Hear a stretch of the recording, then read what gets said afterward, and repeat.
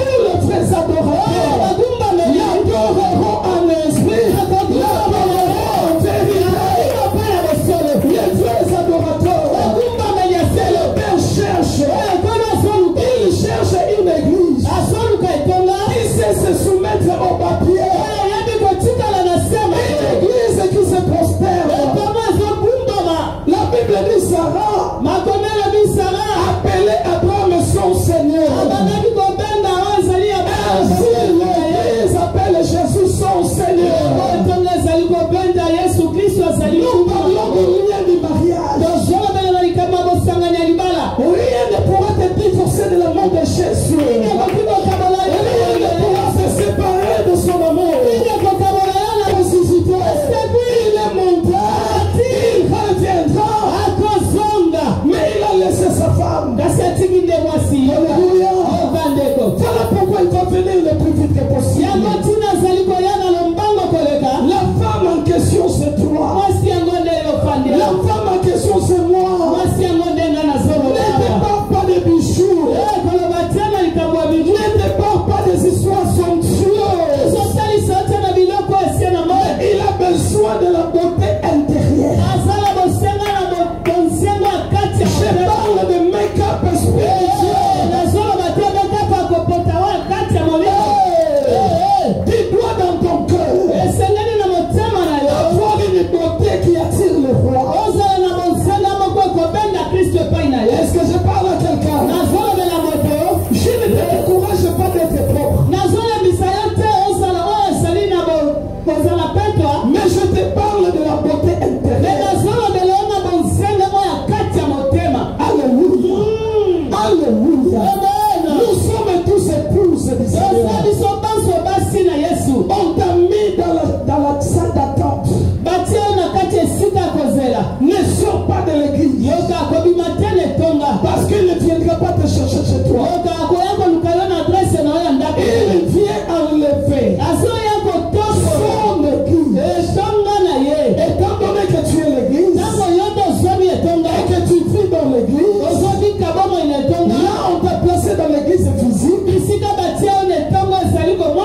pour administrer, pour gérer les affaires du royaume.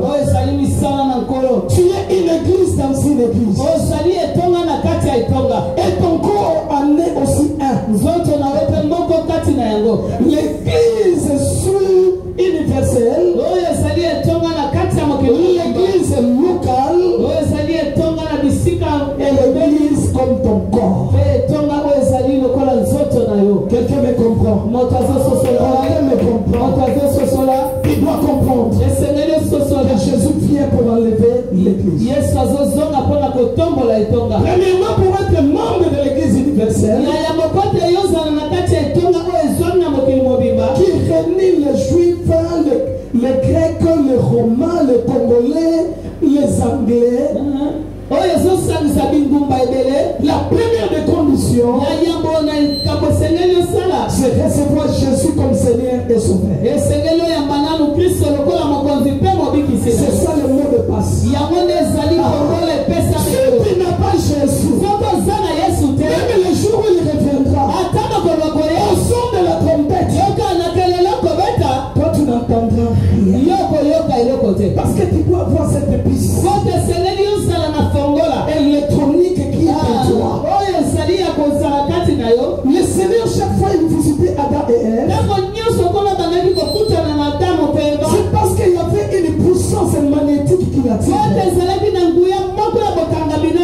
La chose que Dieu avait était en connivence avec les relations avec ceux qu'il a mis dans le jardin. Mais un jour il est descendu, il ne les a pas trouvés. Et même il s'était retiré loin de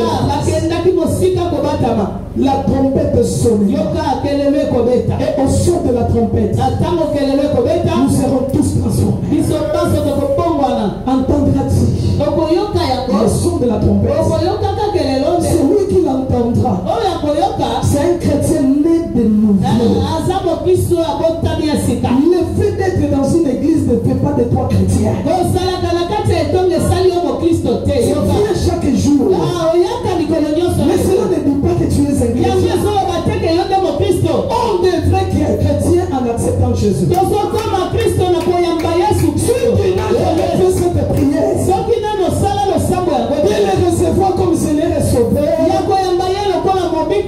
tu es déjà perdu. Tu es égaré. Il y a un homme qui a dit, comment moi qui suis vieux, je puisse naître de nouveau. On va lui dire par Jésus. Celui qui est né de la chair et chair. Mais celui qui est né de l'esprit est esprit. Tu es docteur de la loi. Mais tu ne connais pas ces choses.